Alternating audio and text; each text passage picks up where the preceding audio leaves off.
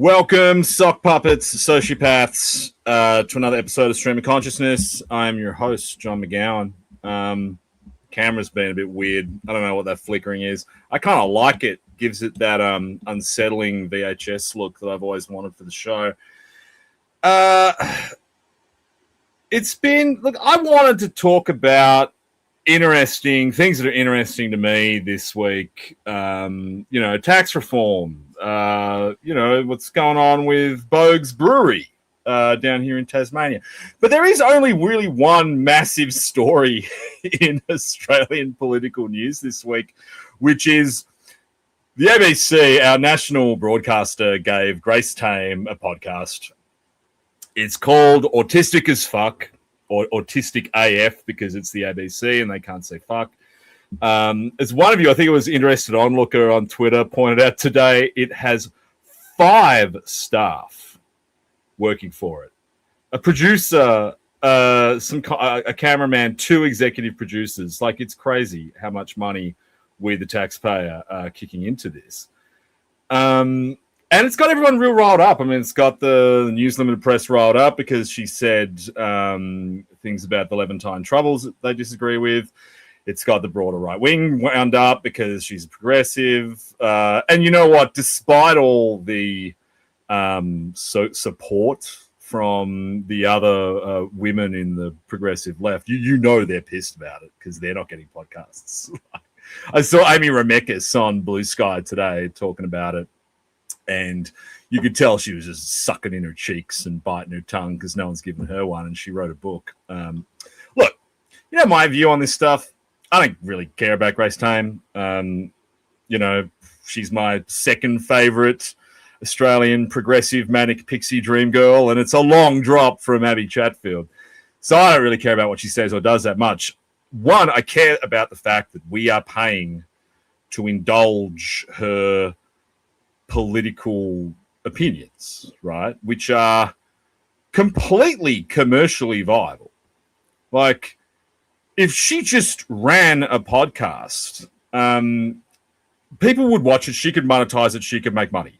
If Grace Tame went on X or Blue Sky and live streamed and posted "Buy me a coffee," she would be richer than Topher Field. So there is absolutely no need for the Australian taxpayer to subsidize this indulgence. That's the first thing that annoys me about it. Because like I've said on the show a bunch of times, like, I don't want to defund the ABC. I want to make the ABC work for the majority of Australians. And I want it to do the things that commercial media cannot do, right? I want it to do regional news. I want it to do, national emergency news. I want it to, do things that don't make money. So that really pisses me off that they do that. But the thing that pisses me off about it most is, it wouldn't even be so bad if it was just like the Grace Tame Here's Why I Hate Israel hour. It wouldn't be that bad if it was just the Grace Tame I Hate Men podcast. It's the fact that she is laundering this through the spectrum of, high-functioning autism. That's what drives me absolutely crazy. I don't want to say like bee in my bonnet because I hate that idiom. So I don't know what I have, like a ID fixe, if I don't know how to pronounce it in French. But it just shits me so much that we now live in a society where being 20 points above the IQ mean means you're pathologized and you have autism. I find this incredibly frustrating. People tell me I have autism all the time. I fucking don't. I have like the opposite of autism. I'm one of the most like emotionally engaged and manipulative people you'll ever meet in your life. But people like Grace Tame kind of trade on this. They make it their personal identity. I've read her book. I think if you saw my my Substack I did on Abby Chatfield a while ago, I made this point that I read all their books. I'm obsessed with it. I swear I don't have autism, but I'm obsessed with reading all the books that these people put out. And the funny thing about Grace's book, her biography, is when you read it, I mean, she had an upbringing not dissimilar to mine. She grew up in Tasmania. And if you have an IQ 20 points above the mean in Tasmania, then you are going to get diagnosed with autism because everyone around you is a moron. And you're going to get frustrated about it. You're going to be arrogant and you're going to have a really bad time. You know, her problem wasn't psychological. It was most likely just geographical. That's not to say bad things didn't happen to Grace Tame when she was a kid, but I really don't think a high-functioning autism diagnosis is one of them. And I certainly don't think that the national broadcaster should be paying for all of us to hear her thoughts on it and to interview Yumi Steins about why she's a lesbian now and why she identifies as a cat or whatever. I just find this whole thing enormously frustrating. And I'm going to get it out of the way up front so we don't have to come back to it. So please, no one get me agitated about Grace Tame for the rest of the show. Hey, while we're here on X tonight, they got the hashtag Ozpol Citizenship by Blood and Soil, the Forbidden Debate. It's been hosted by some guy. I don't know. It's got all the big players in there. That Australian talk guy, that Freemasonry guy just jumped in. If any of you guys want to volunteer to keep an ear on it and provide us updates on any lol cowery, we could have some fun with that later tonight. I'm about to bring Skull on. Skull, one of Australia's favourite posters and increasingly a stream of consciousness regular. And we're going to talk about something more interesting than Grace Tame. We're going to talk about polls. Polls are fun. Well, Mark Gollum just reminded me of something. I was just thinking about this before because on Twitter, I just saw on the coming out on the live thing in the corner, it said like Beck Freedom and Blood and Soil. And it reminded me how whenever I see these guys talk about this stuff, it always reminds me of that Norm Macdonald bit about Hitler, where I was like, where have I heard that name before? It sounds familiar. Let me look this up. The more I read about this, I don't like the sound of it. Yeah, so if someone can listen to that, it'll be funny. Welcome to the stage, Skull. Evening, John. Evening, sock puppets. How are we tonight? Clarify, you are here to talk about polls, not polls. I'm happy to talk about either on request. I mean, do we want to get into the discussion about can a poll be an ethnic Australian? Yeah, we might come to that later on in the night, I suppose. Yeah, maybe we might get to that. So, mate, you've got some interesting stuff for us. Let's talk about the poll surge. Yeah, so I know there's been a few accusations targeted at yourself, especially, John, that the level of intellectual discussion on the podcast isn't up to scratch. So I thought, I'd come and lend my heft and opinion to, really takes stream of consciousness to the next level. To the next intellectual level, like well beyond the 20-point IQ differential of just regular Tasmanian autists. Yeah. Is that what you're saying? So I'm here to talk about Arby and Abby. No. We obviously woke up, I suppose they start filtering out Sunday night, Monday morning with 3 or 4 polls which showed One Nation leading primary votes, One Nation contesting on 2 PPs. I know Kevin Bonham, another famous Tasmanian. Great Tasmanian, one of the best, yeah. His own 2 PP has One Nation winning. I think he's the first one to come out with that. Really? And I think 2 weeks ago, he was the first to kind of call it, which I tried to spread, didn't really get out there. But, I mean, there's clearly... the ceiling's not in, cos. So I want to hear what you think about it because I've heard on the grapevine that some of you guys amongst the sock puppet and sociopath community have spoken to the new and most interesting pollster, Fox and Hedgehog, who were trending today on Twitter. Have you seen this?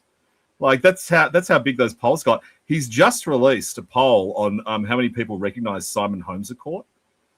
Yeah, I saw that as well. So, the well-known, he did work for Peter Dunn. I call him the Hornbag, Michael Horner.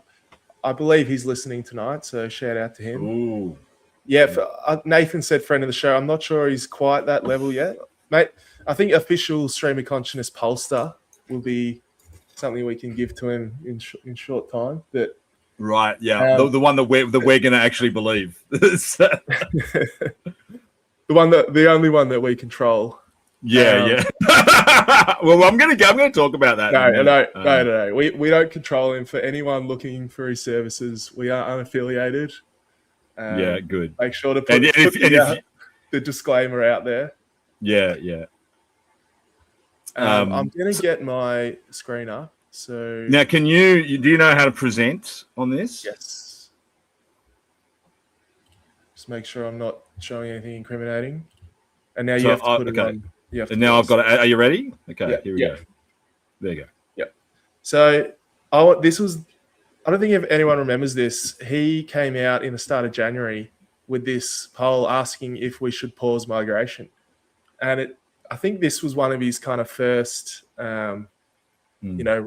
real viral questions. But I think what's been interesting for him, and I know it's kind of his point of difference, is he picks up these little interesting questions that make a bit of noise, especially for topics that we're interested in, let's say. But I remember coming out of Christmas holidays and seeing more than half of Australians want to pause immigration full stop was just probably a massive fire up the arse of everyone coming back into it. And I'm sure has energized a lot of people. But I know I was going to quickly run through his report because I don't know if this is going to get a bit too dry for everyone. No, let's go through, because when we're done, I do want to talk about the polls and some of the concerns I have about them. Despite the fact that, like, I was on the record at the beginning of the year saying that I thought One Nation was going to get to 30 by July, I do have issues with some of these polls, but we'll get to that when we've gone through the report. Yeah, well, I think we all know where the primary votes are at. One Nation are nipping at the heels of Labor. The coalition seems to be, dying on going the wrong direction. I think what the interesting one was the three-party preferred, and this was the one that enemy of the show Ash Lee keeps reposting. Enemy of the state, actually. One of the first guys on the deportation ships out in 2028. Which is an interesting one. Interestingly, it shows that 57% are voting right of centre. That's just not showing up in the 2PP. Obviously, Liberal voters are heading to Labor instead of One Nation at this stage. Yeah. I mean, I had a look at his methodology today, and I mean, he's not weighting it any differently to anyone else, but it does strike me that his TPP calculations, I think, are a bit more generous than the others, perhaps, which might be Labor leading, to Labor. And I actually don't think that's wrong. I think that he's actually right, because one of the things I've been frustrated with in the Redbridge polls is that he seems to just assume a one-to-one preference flow out of the Liberals straight to One Nation, which I just don't think is going to happen. Yeah, that's not happening. I think, the current Labor cope is they're still winning 2PPs and they'll romp it home on a 2PP, which probably is correct, directionally correct. But that depends on other... But look at the trend line on the Greens, right? That depends on the Greens holding solid. That depends on the Greens not shedding. So, anything could happen at this point. I think there's a real softness in the kind of unideologically aligned Gen Z vote that the Greens is probably the reason why the Greens are leaking. I mean, if you're a Green, you're a Green. If you're a progressive, you're a progressive. But the thing, and I think one of the Greens actually spoke out about this last week, one of the things the Greens have to reckon with is a big cohort of their voters aren't really politically engaged, and they just think, oh, the Greens are the youth party. So what happens if they stop thinking that? What if Orange is the new Green? What if orange is the new green? You heard it here first on Stream of Consciousness. We're going to be rolling with that because that's going to scare the shit out of it.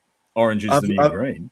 I've got an interesting point on later on in this presentation about the greens. That Keep rolling through it. Yeah, the detailed breakdown. The leadership stuff, it's kind of as we all saw. I think Albo's really copped it after the budget, and he has some more polling on the wash up of the budget, and I spoke to him about it, and he said he was extremely shocked at how badly the budget was received and the numbers that he was seeing.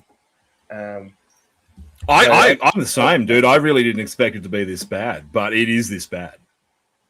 So yeah, Albo's come. There's a few. You raised the Simon Holmes of Court one. He's the what?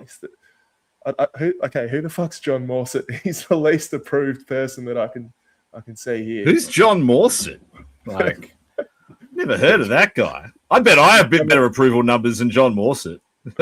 Someone in the chat, maybe enlighten. Someone in the chat know who John Morsett is. But I mean, interesting. The most interesting stuff that I've been seeing is how highly approved One Nation and Pauline Hanson are. Like, they're not necessarily. John Morsett is a control name. Okay, yeah, I haven't seen anyone use those in years. This squares with what I heard about. What did you call him? The horn dog. That apparently he is just sitting there with a spreadsheet doing this stuff by hand. Because I mean, the last time I saw a control name would have been like in the Crosby Texter in 2010. I don't think anyone else uses them animore. John Morsett runs the prayer room with Tim Wilson. I think John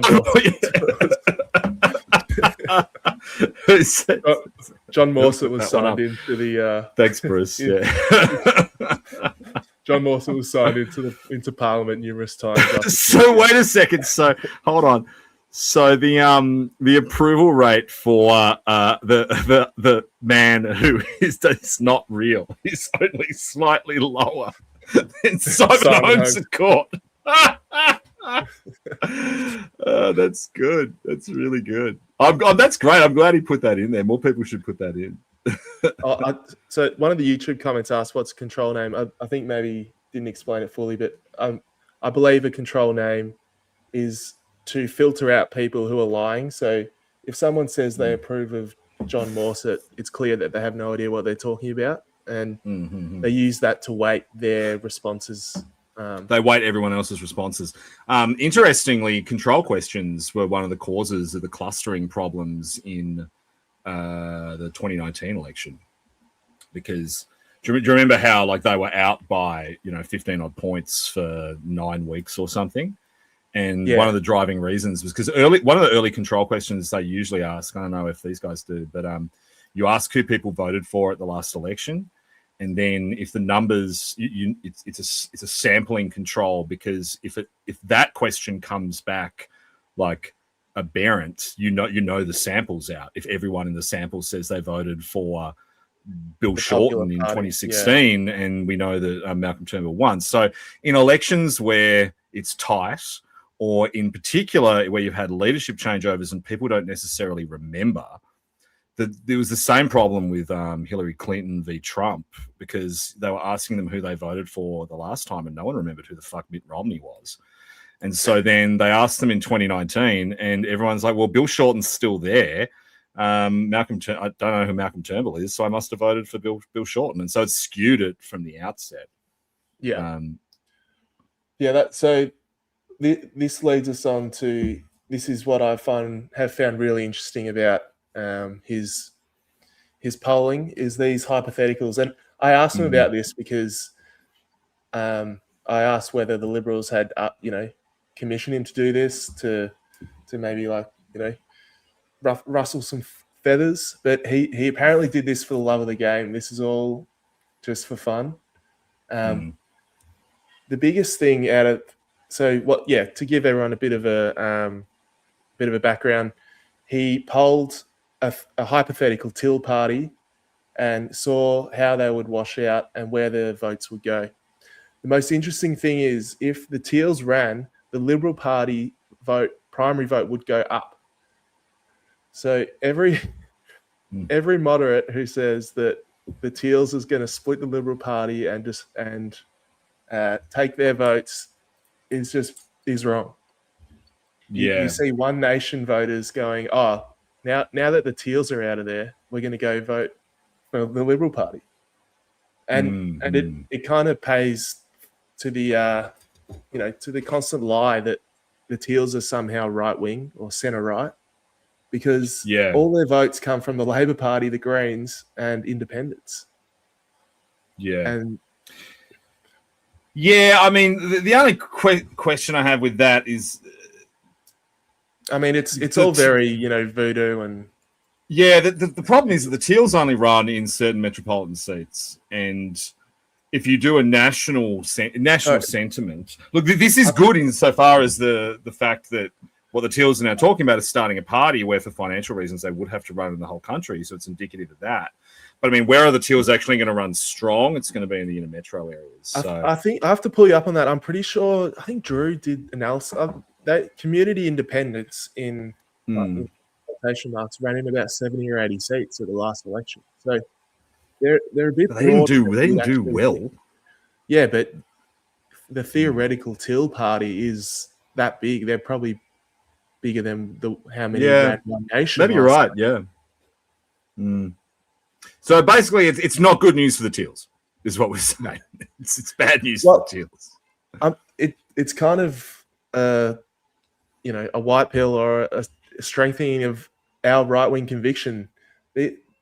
No right winger wants the party to go moderate. The Teal party is not going to steal right wing Liberals. It's going to steal centrists at best.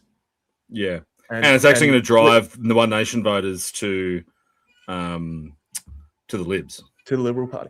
I mean, and the numbers seem to be coming off Labor and the Greens. I mean, it's all Labor voters. Like, I live in a Teal seat, and I know the thing is, if you do the math, like, it's pretty simple. Like, Tim Wilson or whatever at his peak won 55-45, whatever it is.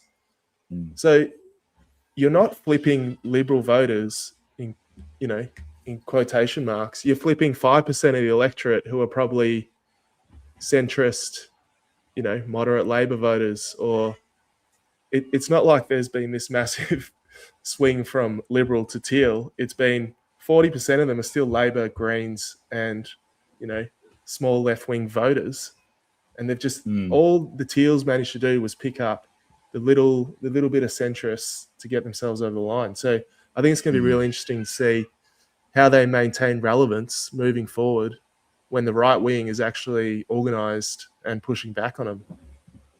Well, what's their position, right? Like, what's even their policy platform right now? Oh, we're going to tax gas. Yeah, that's it. I mean, look at how well tax is going in the polls, even amongst Labor voters. I mean, Allegra Spender had a white paper and then immediately started freaking out when Jim Chalmers implemented it. So, really, what is their policy? I don't think. I don't think they're actually going to do it, just because I just don't think the money's there at all. But look, it will be interesting.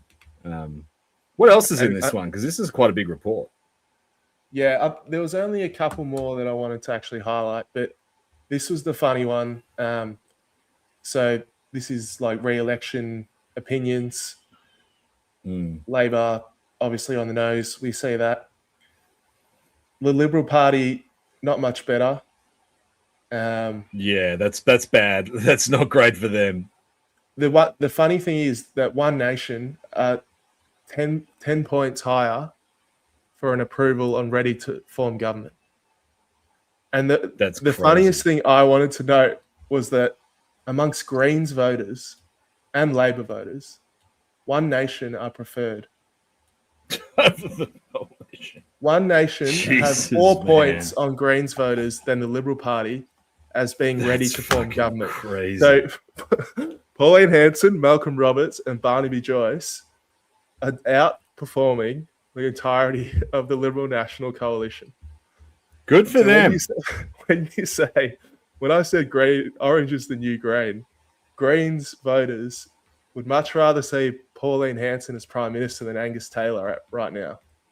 But isn't this is something that we've been saying on the show for like literally a year, is that it would be so much healthier for our entire country to have, whether it's a right-wing government and a left-wing opposition, or like an authentically right-wing government and an authentically left-wing opposition, than the ideological shell game that we have now, where the only thing separating the Labor and Liberal parties is number of times attended a World Economic Forum meeting and the unions. Right. So I support this. Like, I mean, if it comes down to it, I'm going to be putting One Nation 1, Greens 2 on my ballots. Like, I want them in there. I'd rather the Greens be the opposition in Pauline Hanson's government than the Liberals or Labor Party. The Waters effect. Yeah, yeah. Jack Lancer makes a good point. He just said it's this is a bit like the Bernie primary voter who voted Trump in the general in 2016, putting him over the top in the Midwest. He's not wrong. That's exactly what that phenomenon is. But you think about it, the Greens voters are there for, like, there's obviously the hardcore environmentalists and socialists, but like you said, a lot of them are just young, kind of disillusioned people. And the Greens are the only ones that offer something to them. You know, I haven't listened to this in probably a fucking decade, but I was in an Uber on the way home tonight and I was listening to Hack on Triple J.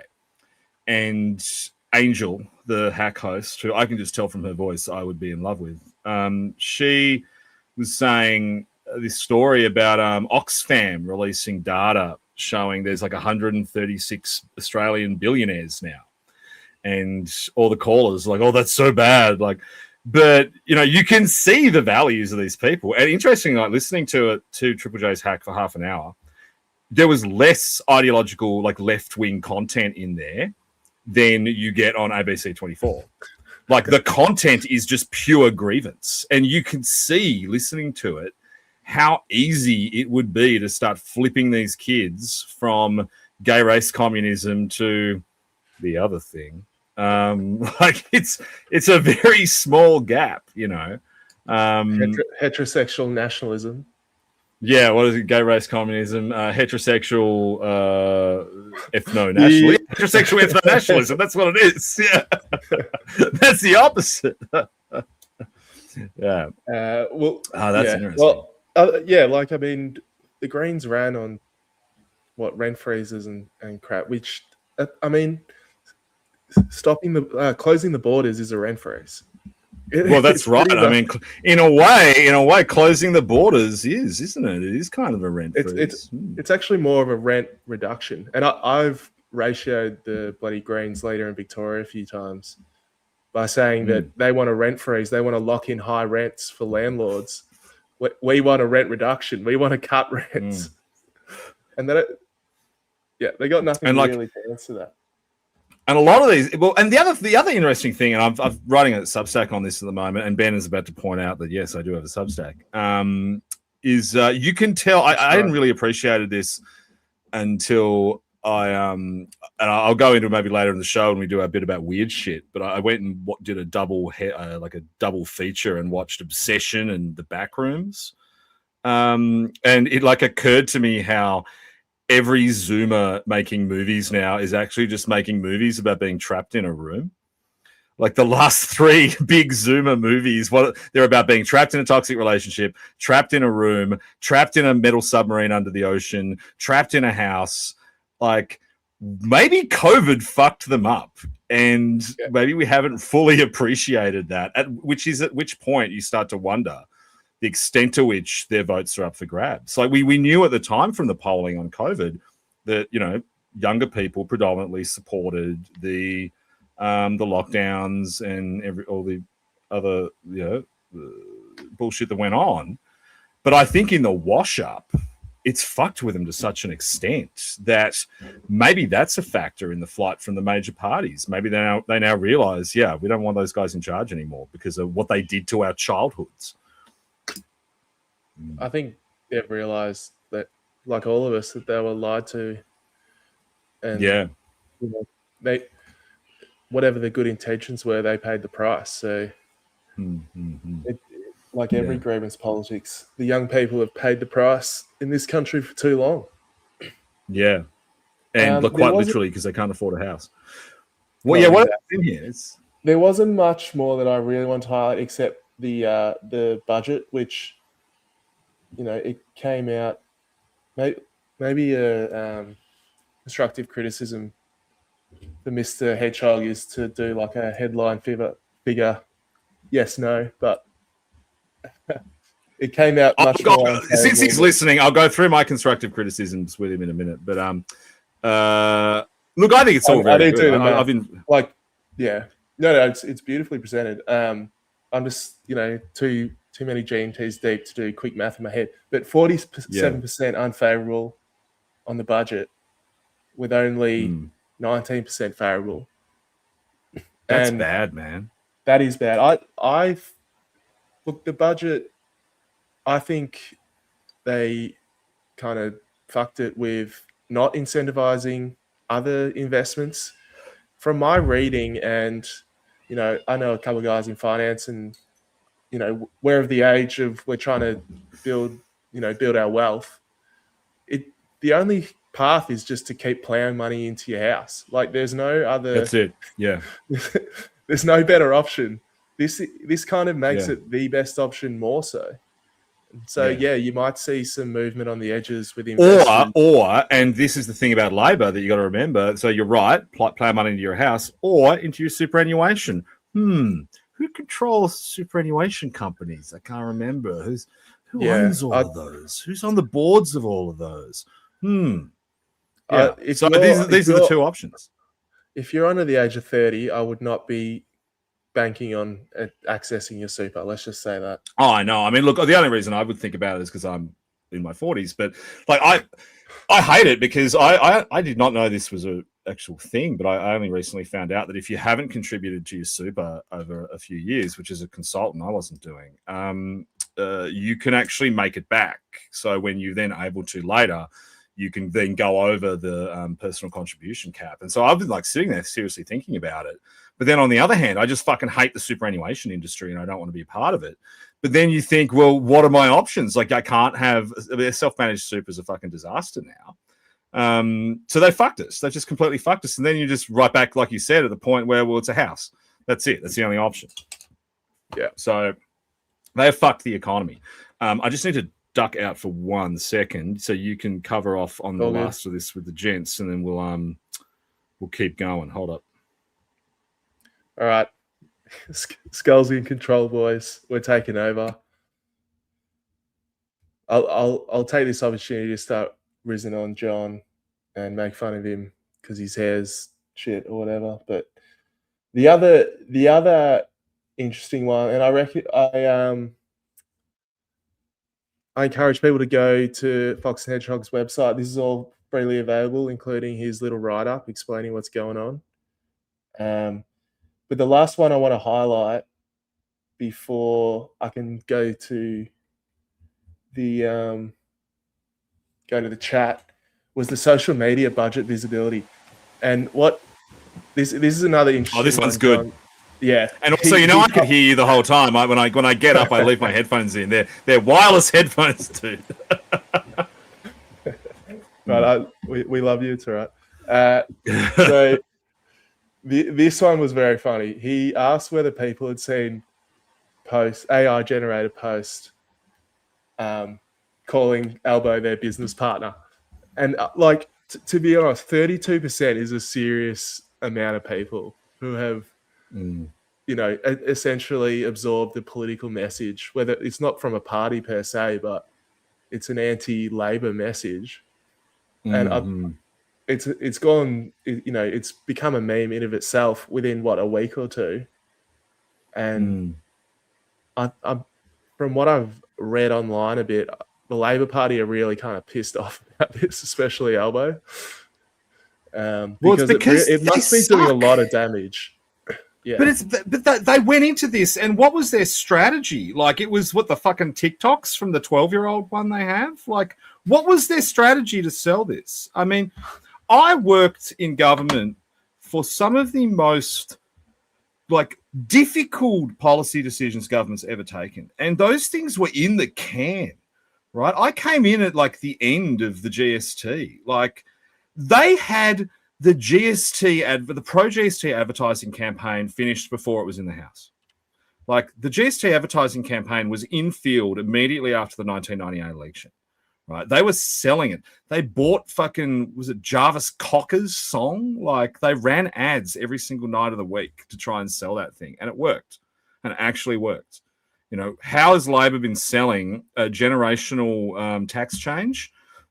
TikToks, like 2 TikToks a day of like a girl with her phone pointing up her fucking nostril.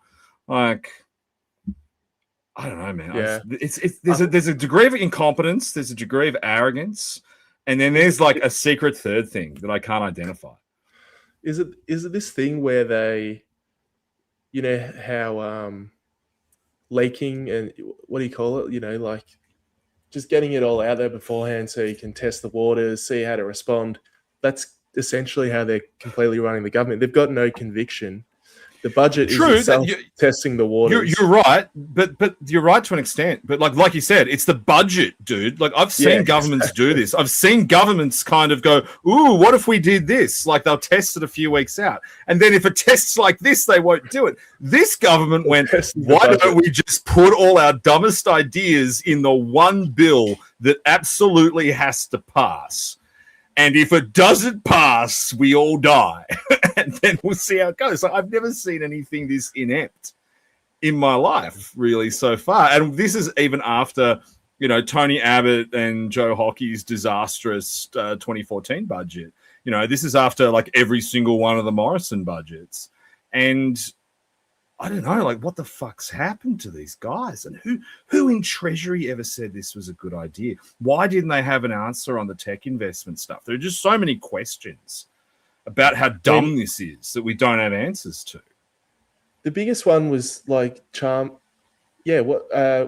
Bitsy's daughter or whatever, like, stumping Chalmers, like, the biggest softball. Oh, no, was that last week? I don't think we covered this on the show, but, like, of all the people... Billy. Like, and you go on the softest of most softball interviews, and he must have just got in there and breathed a sigh of relief, and she just asks one innocent question. Completely fucks it. So how is housing not incentivized? Oh, well, you know, we're making it better to invest, but it's all the same. Oh, well, you know, if it's fairer. Okay. Housing prices in Tasmania have gone up 2% since the budget. Meanwhile, housing prices on the mainland, where the majority of the 5% equity has gone, have dropped by, in some places, 4%. So you've got like Australians who are now sitting there owning when did that come into effect? It was at the last budget, right? So you've been paying a mortgage with 5% government equity, 5% of your own equity, and you woke up the week after the budget to find out that you have 1% equity in your house. And don't forget you've copped 3 rate rises. And you got 3 rate rises. What's the meme from The Princess Bride? Like you fell for one of the classic blunders. I'm not saying that affects me personally, but I may have gotten 3 rate rises in a row immediately after purchasing a house, but that's all right. But did you get the 5? Did you cop the 5% though? Did you take? Yeah, okay. No. Well, you're one of the lucky ones. So you actually have 10% equity in your house to lose, not 5. 20. I got 20. Yeah. Oh, you got 20%. Well, dude, you're one of the. I mean, they're going to keep punishing you. Like you're fucked. I've kept saying it's like I'm sitting pretty because I know there's thousands of rubes who are going to get burned before I ever get touched. They'll be on the current affair crying to Albo, and I'm also not out in Tarneit and. Everyone should just move down to Tasmania. Come down. Are you going to imply? Tasmania is the most exciting place in the country right now. On to other news. James Bogues. Are you done with the presentation? Can we make a screen? We can get rid of this. I didn't mind it being up because like I've been taking those GLP-1 tablets. I'm not doing Monjaro, but I'm just taking the actual like peptides, and like I didn't realize until I sat down how fucking red my face is. It's crazy. Like this isn't a camera effect. Like I'm literally just having a fucking like whatever the fuck Barnaby Joyce has. Like we're probably on the same meds. But yeah, the Bogues thing is crazy, dude. It's 42 jobs. And the worst part is they kept that place open specifically to service the Tasmanian market. So it's actually on Tasmanians. You didn't drink enough bogues, and now the thing is closed down.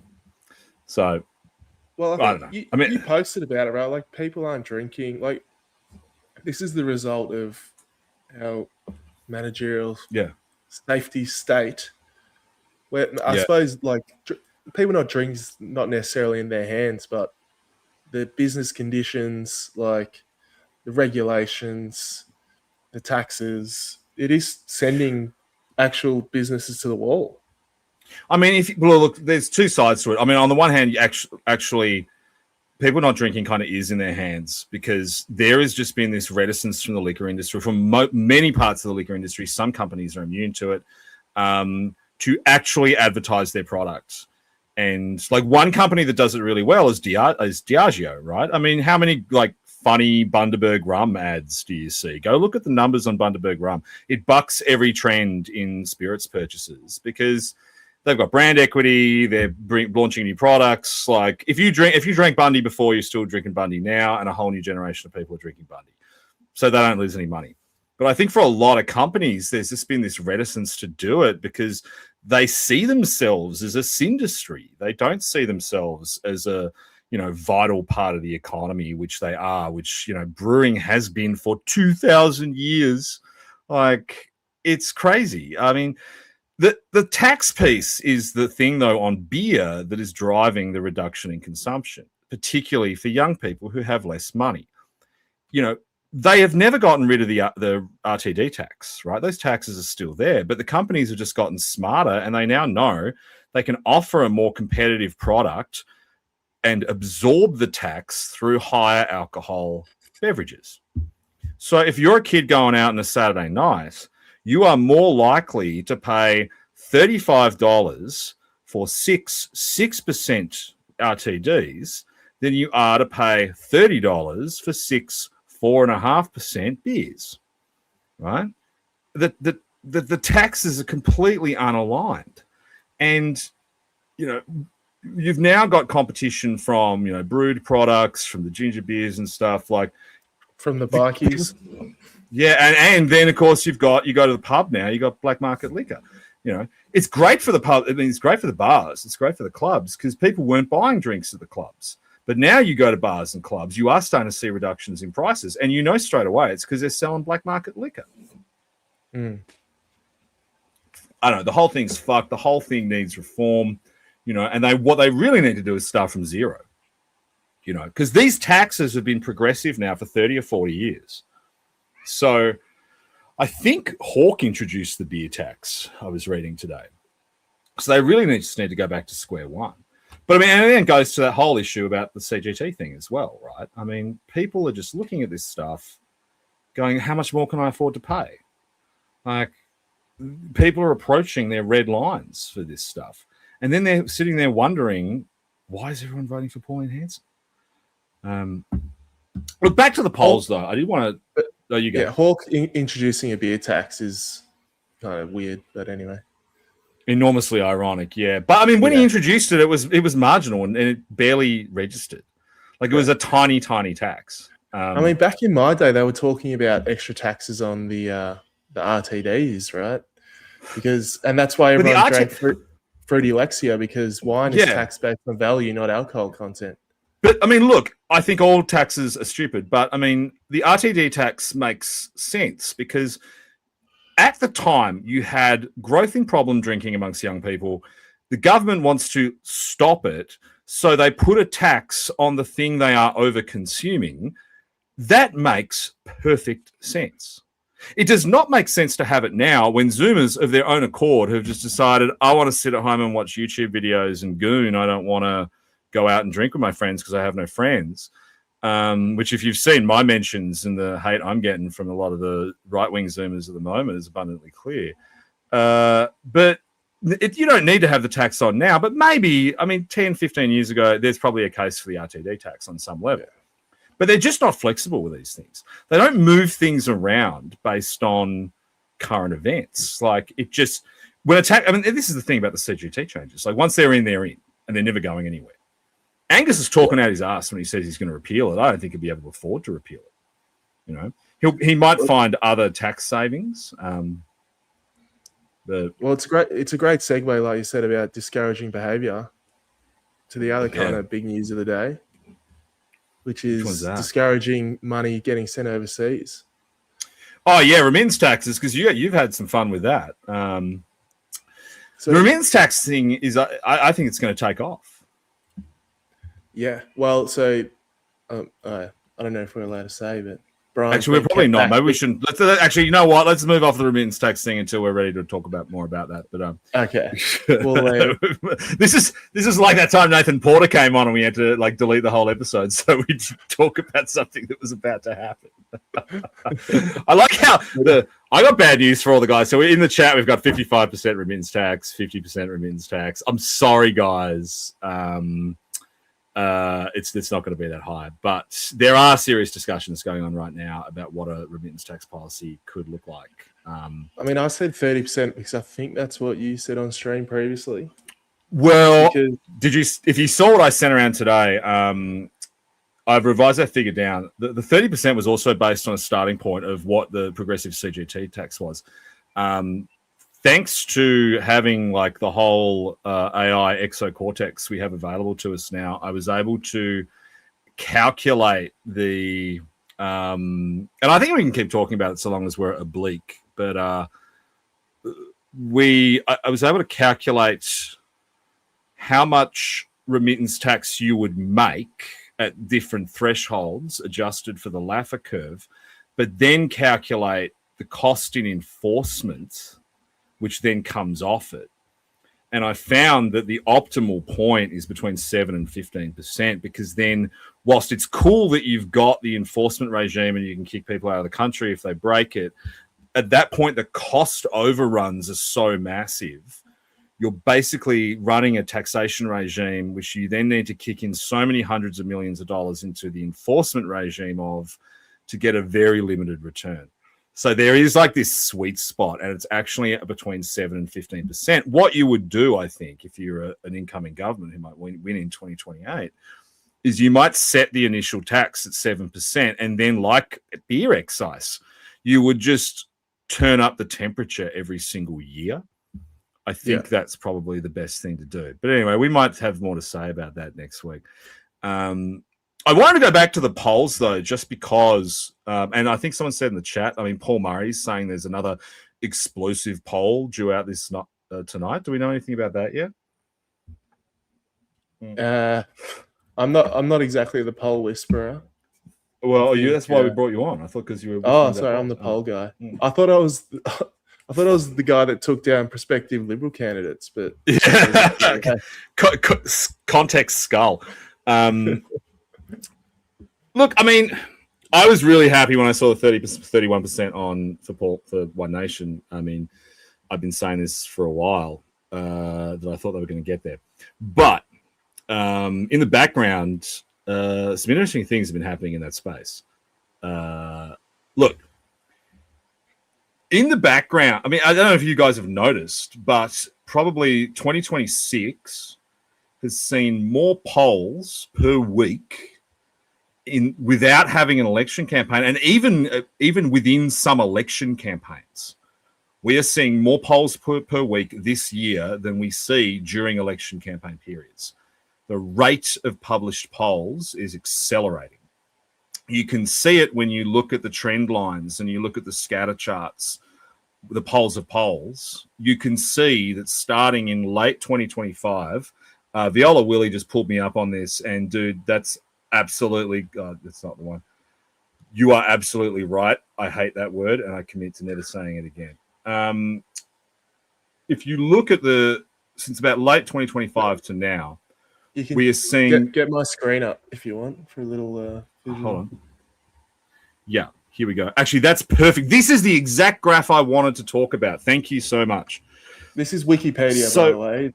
Some reason the best polling graph ever. The best one. But can you see, if you look at all the dots representing the individual polls, can you see this acceleration that kicks in around December 2025?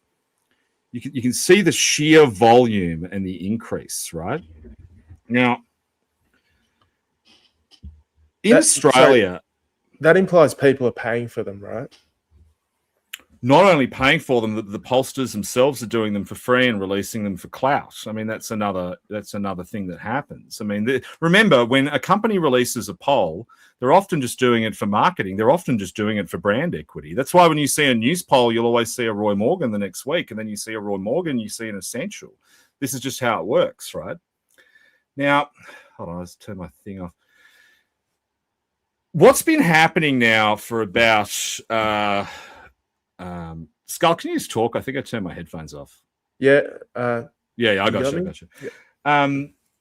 Since about the middle of last year, people in the broader political community have figured out that artificial intelligence presents the biggest disruption to the political economy since the invention of email, right? I call this side of politics political liabilities, because you've probably heard the term political capital, right? Like, political capital is something that political actors accrue and spend. Political liabilities are the things that political actors owe debts to, usually in the form of invoices. So, Newspoll, YouGov, Barton, Hawker Britton, D. Madigan's Campaign Edge, Redbridge, me, right? In the political marketplace, we are political liabilities, the things that are paid for. The biggest political liabilities that the parties have, and the biggest political liabilities for corporations who need to lobby governments and be aware of politics, is polling. It is enormously expensive, and for my entire working life has been dominated by one or two big companies. The reason why you pay all that money is because everyone in politics has one thing in common, which is none of us can do fucking maths. That is how you end up in politics, because you're a word cell and you sucked at maths. If I was good at maths, I would have gone into finance. I sucked at it, so I went into politics. And that's true for everyone. As a result, the skill set, quantitative analysis, statisticians, it's very hard to acquire. Very few people can do it. It becomes very expensive. AI has completely changed that. And everyone is realizing anyone can do this now. Actually, the only cost issue is the construction of the poll, like the actual sending out the surveys, the actual talking to people. But once you've got the data, anyone can do rim weights, anyone can do regressions, all these things that we used to have to pay a fucking genius for, you can now do in your own home. But there's a problem, which I've discovered and which privately many of my colleagues have discovered, is that whilst AI can do it, sometimes it lies. And there's a phenomenon which everyone in politics and adjacent to it is finding, which is when you feed raw data to commercially available AIs, over time, instead of actually running the weights that you want and doing the calculations that you want, they identify trends themselves and they just give you the data back that they think you want to see. When you see this articulated through experimental tracks that a lot of people are doing in polling, it does look very similar to the trend line that we're seeing from One Nation, where instead of being a kind of spiky line, instead of there being wildcat polls, instead of there being anything aberrant, the weights are so perfect that you are just seeing these trends over time. My worry is that one of the reasons why we are seeing so many polls right now when we didn't used to is because all the companies are now using AI tools that didn't used to. And my worry is that instead of what we used to see, which is clustering by humans and human error, where humans would see wildcat polls and think, actually, that doesn't look right, I'm going to reweight it. The AI is waiting to match a trend. And that's what we're now seeing being visible through One Nation's polls. So, look, I'm not trying to black pill. I want One Nation to be on 30%. I want One Nation to win in 2028. But I do have a small concern that we may be seeing some bad polls in here. There was a story the other day that Resolve had got caught out with some dodgy AI polling. And I'm just kind of waiting to see if this happens to anyone else. So anyway, Well, that was my rant about polls. I'll try and white pill the audience instead, because I think on the ground, I've noticed it, and speaking to some of the other sociopaths and just people I know in real life, that being openly voting for One Nation is very easy to say now. Like, it's not something you would have said this time last year, let alone. But you that's really interesting. And like I see the same thing, and I've noticed the same thing, which then introduces a very fascinating and mildly terrifying to most people, not terrifying to me, concept, which is what happens if all these AI polls overestimate One Nation's vote, but in the act of overestimating One Nation's vote, more people are then moving to One Nation. Now, the thing I notice when I do this, which is really scary, is just I can see that the AI has not done the math, and yet the outcome is still right and is still verifiable. Like it's come to the right answer, but within the black box of some of its working, I don't know how it came to that answer. And I know that it didn't use the information that I necessarily gave it.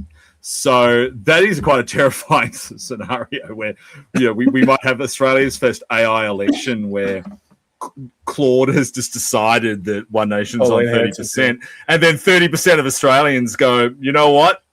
I agree. We're living in the future when our AI overlords just choose Pauline Hanson.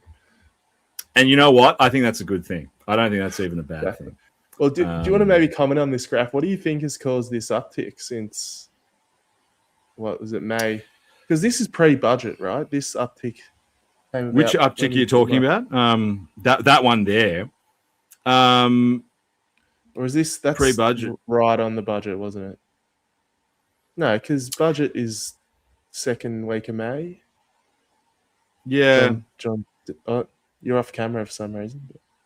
Oh, really? That's weird. Can you hear me? Yep. Hold on, let me. The AI has just disappeared you. That's okay. Hold on, I'll come back. Hold on. He's been sucked into the wall.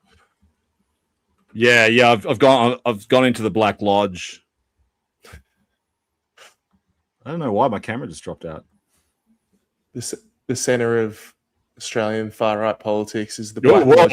That's so weird. That is so fucking weird. Okay, I'm back now. Cool. At least for now. I went into the back rooms. Jack Ladson just made a really good point. Was that Bondi shooting? No, I'm saying so what Bondi's here. This is well pre-Bondi. And I did a post today. Patricia Carvalho said in late October that what's her name again? Sorry, how do you pronounce that name? Patricia Carvalho, PK, friend of the show. Yeah, but friend of the show. Yeah, she made our favorite communist James Eisen's point that preferential voting means that One Nation will never win government. So you can see when she made that call in approximately October 2025. Oh no, dude! Correct. It's that uptick. It's the by-elections. True. It's the by-elections there. Yeah. So, people have been talking about the preference cascade, consensus. I'm seeing it in real life. Like, I've made a point to tell people, like, we're on board with One Nation. We're voting One Nation. Like, that's an interesting. No, and it's interesting online in the online discourse how while that's happening in real life, while that's being reflected in the polls, to an extent how it's being reflected in the media, you notice in our spaces we're starting to see that kind of visceral pushback and counter signaling of One Nation from anons is happening a lot. Like, it's happening a lot more at the moment. Which, do you want to get this probably screen? We can talk. Yeah, hold on, I'll take it off. Because you've been attacked by the Matrix from seemingly all sides the last couple of weeks. Not really, dude. It's 5 accounts. Like, I ordered it. I did an audit. I was like, because I often don't see their posts too because I visibility limit, like not on my actual timeline, but like on my actual timeline, not on my actual posts. So I don't see everyone's posts when I open up my app.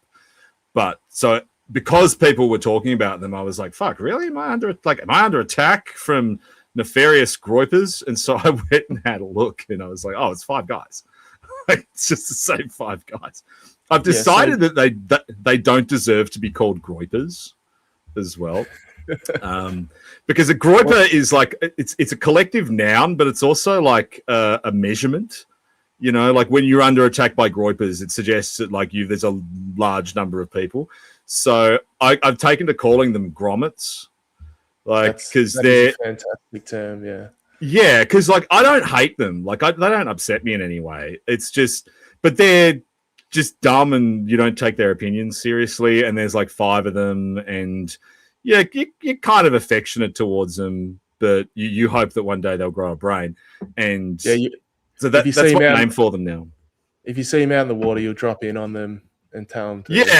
But like in a funny way. But you wouldn't hurt them. Like, so if you see any of those guys, like PFG and what's his other one, the anime guy on Anime Padian. Like that's the official name for them. Grommet is instead of groiper. That's great. I mean, that's kind of a great Australian version of a groiper, but yeah, I think so. I think they should own it. They might actually, yeah, exactly. Yeah, they should just own it because I think it's so much better than groiper, and because they all hate Fuentes as well because they're all like. The thing is, Fuentes literally refuses to talk about anything but American politics. So I like that about him. Like, yeah, but like I don't know what they get out of it because you see guys doing super chats to like Australian groiper, Aussie, blah blah blah, and he essentially just goes like, "Who gives a fuck? Like, you guys are in the you have a cucked government, blah blah blah, and you suck." And like this is the only like I think it was one guy I actually took to task on it, and I just said like, well. It was over that whole like what is an Australian thing, which I don't know. Has anyone checked? Is Beck still going on about? Yeah, Beck Freedom is speaking in Ozpol Citizenship by Blood and Soil. But when I was because that was what triggered them. I think was when I talked about that last week. And but like the things Fuentes says is completely correct, right? You have no money, no institutional power. There's not many of you. Like.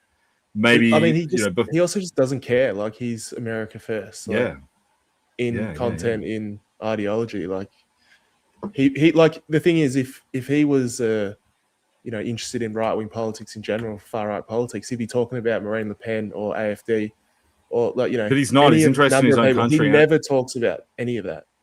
And I think that's enormously admirable about him. And like I never watch full episodes, but like the only reason I watch the clips and stuff is just to get like information about American politics. Like I don't watch Fuentes to hear about Australian politics.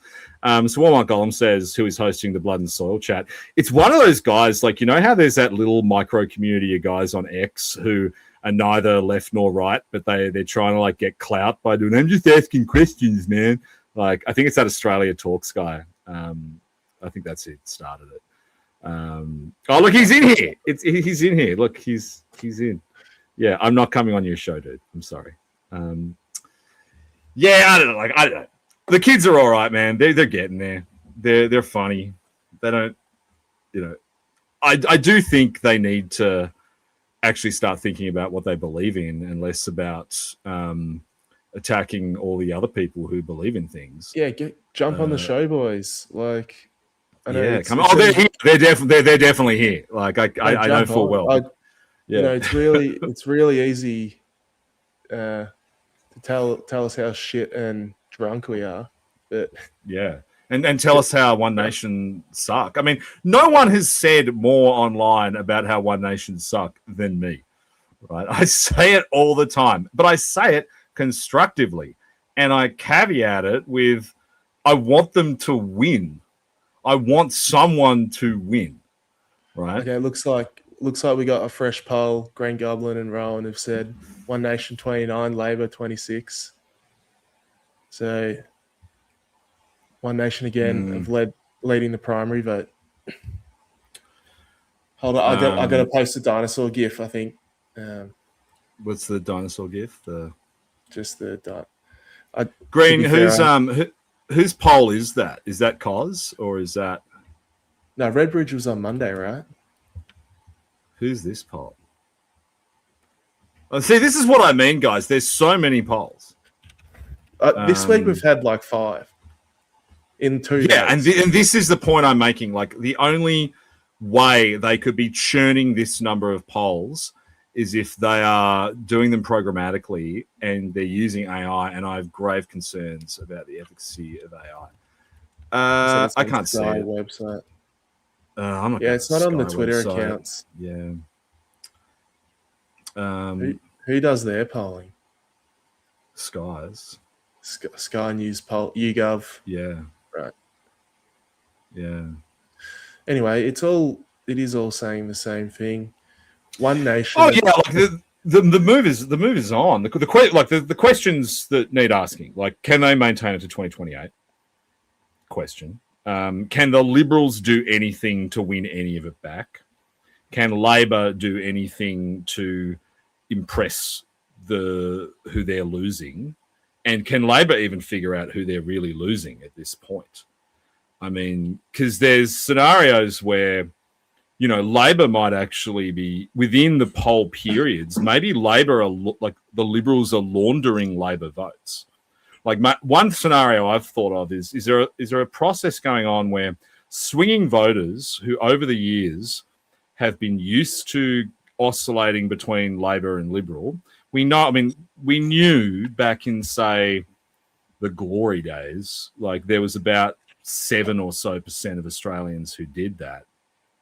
Is that last generation of people who locked in behind Labor after the shit show of the Morrison government, are they flipping their vote from Labor back to the Liberals? But then once they've flipped once, are they then going, well, now I've already jumped back to the Liberals, I might as well just go all the way to One Nation? Like, could that be something that's happening? So within these periods, what we're actually seeing is Labor votes being laundered through the Liberals and arriving at One Nation, say within the space of 4 or 5 media cycles. One Nation polling 42% with Gen X. That's wild. The worst generation, if I do say so myself. Some people are talking about libertarians in the chat, but I'm not gonna talk about libertarians tonight. Speaking of libertarians, has everyone been following Topher Field's trip to the United States? Have you seen this? He had some scatological posting as soon as he landed, apparently. Oh, so have they let him in? Have they let him into the country? Against Brian's efforts, apparently. That's right, yeah. Well, Green just said Topher's not even getting paid. Well, I mean, he can't get paid because otherwise they will not let him in. So he must have said... it's funny that after all the grief that people have been... Well, because if you're getting paid for speaking to us, the Americans make you get a special type of visa. A lot of people run a cropper about that. But the funniest thing is that when he's landed in the United States, the fact that they have just let him straight in means that the Americans have taken one look at him and go, yeah, no one's going to pay you to speak. So you can come straight in. We know you're not lying. But what? So, I mean, is getting flights paid for count? Like, how does this work? I think he probably paid for himself out of coffee. He's just stumped up, what, 30 grand to stay there for 6 weeks. Fat Retard says, how did Topher get in, but Drew didn't? Well, because no one, I mean, probably the US Border Force guys probably didn't know who Topher was. Topher doesn't have despite us messaging over and over again, despite us calling in every State Department cutout we knew, I was going to say, Topher doesn't have a schizo stalker, but I suppose Brian does count, so... Yeah. Brian's going to be on later. I think he's jumping on any minute now. He can talk about that. He's on the phone right now to Homeland Security, but that's why he's a bit late. He hasn't been able to get the result. I reckon the funniest thing about Topher going to the US is because he's a libertarian, right? And what happens to those guys is they just get one-shotted by American cocaine. Like, first bag he buys, he's fucked. And also, like, the cheap sex work, too. So he coming from, I think Topher lives in Melbourne or wherever. Then going to Los Angeles, he's in for a time. He's in for a hell of a time. Straight to Vegas. Straight Maybe he to, brought straight to Vegas. his Libertarian of the Year awards with him to impress In the lucky ladies. I think we have to drop that every time we mention him on the show. So yeah, Australia's Libertarian. Was it 4-time Libertarian of the Year? Only 2 times, yeah. Two times, only 2 times. I mean, how many other libertarians worthy of the award were they? I've never heard of another Libertarian of the Year. So not even John Ruddock has had that honor. I'm looking forward to following Topher's misadventures in the United States, because they're going to be hilarious. Like talking to packed out bars of 3 people. To be fair, there's probably more libertarians in the US than there's, I don't know what, Indians in Australia. There's probably millions of them. What about Robert F. Kennedy was a libertarian, remember? I thought he was a Democrat. No, I think he was a libertarian in the middle. No, he is a Democrat. Was he previously libertarian? No, I think he started as a Democrat because he's a Kennedy, and then he was a libertarian. I think he might have even been. No, he was. He I'm pretty sure he ran in like 2020 or something. He's still a Dem. Like he was a Dem up till 2024. Yeah. He ran in the 2024 primary. I could have swore he was involved with the Libertarians. Maybe I'm thinking of another candidate. No. It's kind of despite the best efforts of the Rothschilds, there's still a bunch of them. Like there's still a bunch of Kennedys. It is a kind of a tradition to kind of poach one of the opposite side in American politics. Yeah. But Steve Bannon says he almost ran as a libertarian. Maybe that's what I was thinking of. Yeah. Yeah. Joseph says, late response to earlier discussion, but I'm more worried that One Nation will lose steam than I am that Lib will win back the voters they have lost. I mean, yeah, I think that's the fear we all have. I don't know, though. I mean, the public have kind of made their decision now,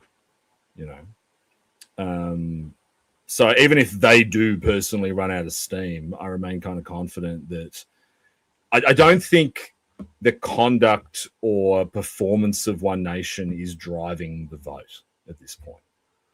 Like, I think it's that everyone is just so pissed off. I think in many ways, the worse they do publicly, the more people are going, I want those guys to upset everyone.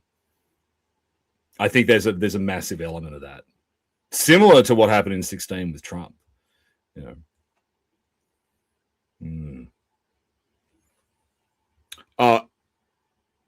What have we just got some what have we got in here? There was something else I wanted to talk about tonight. What was it? I made a note.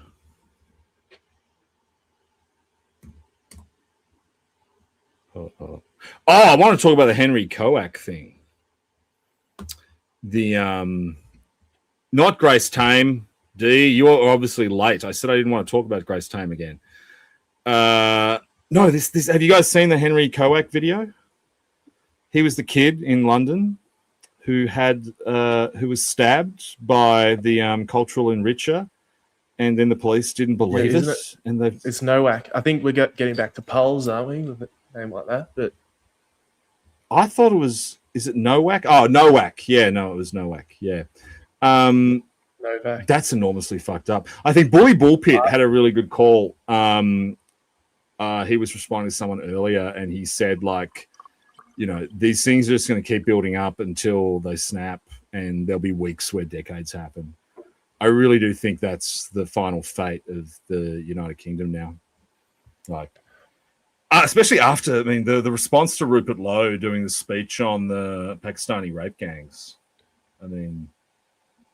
God, I had no idea it was how bad that was. That shit, when you hear him read it out, it's just absolutely evil. But yeah, the guys are saying in the chat, like, they can just carry their knives around. What? Like, I mean, I'm pretty sure Saxons and Irish all have, cultural knives as well. We can't carry those around. Saxon is named after the word The Saxon knife, comes from yeah, Czech. exactly, yeah. We should let Japanese kids carry around samurai swords. Katana, yeah. Oh man, then we're going to get into another discussion with the fucking grommets about what an Australian ethnicity it is when I start saying that Japanese kids with samurai swords are Australian. They'd probably let them in. Yeah, they probably let them in. I mean, there's probably not enough of them here already. There's not that many Japanese people in Australia, I don't think. You know that like pretty much every Japanese restaurant is run by Koreans. I know, it's disgraceful. There was that meme this week about like, can you tell the difference between a Japanese, a Chinese, and a Korean girl? Oh, yeah. I was like, boom! I got it instantly. I've been studying those charts my whole life. To be fair, there seems to have been more Japanese coming in the last year. Yeah, I mean, I haven't really noticed it, but then I'm down in Tasmania. There's no like real upsurge in Japanese girls in Tasmania, I'm afraid. But yeah, there's been a big surge in Colombians, which is actually born out of the numbers, but I think that's trailing off now. I used to live in a building and there was like 5 or 6 Colombians, and I just started #noticing. But it is some interesting how places these like waves kind of come through. Yeah, sometimes you just get a bunch of them moving to one place for some bizarre reason, like probably mimetically too. Probably like they're just all on like Facebook back home. And Facebook, yeah. Aristocrat, I love talking about Tasmania because I know not only a few of you in the chat are actually from Tasmania, but I was talking about this with someone on the weekend about the so-called Hobart International Airport, right? So it's like theoretically an international airport, and once every year, Qantas runs a flight over Antarctica and back again, just so they can say it's an international airport. But one of the reasons what why nation are you going to? Well, I guess you leave Australian international waters and you come back, whatever. But when I was a kid, the whole justification for them not doing international flights was the Tasmanian airport. The runway is too short for a 747 to land.